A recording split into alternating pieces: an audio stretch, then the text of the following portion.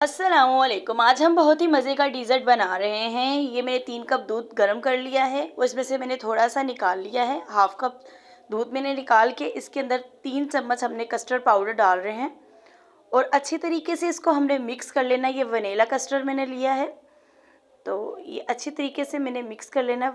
तो मैंने half cup चीनी डाल दी है गर्म दूध के अंदर और इसी दूध के अंदर जो हमने वनीला कस्टर्ड फ्लेवर लिया है, ये अच्छी तरीके से हमने डालते हुए चम्मच हिलाते रहना है।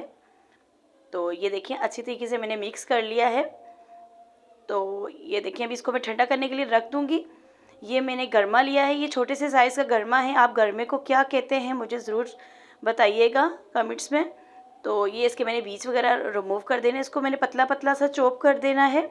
ये बहुत ही मज़े का डिज़र्ट बनता है। इफ्तारी में आप ज़रूर ट्राई कीजिएगा और ये झटपट से बन जाता है, बिल्कुल डिफरेंट तरीके से है। कस्टर्ड ठंडा हो गया था, जो मैंने गरमा कट किया है वो मैंने सारा बीच में ऐड करके अच्छी तरीके से मैंने मिक्स कर लिया है।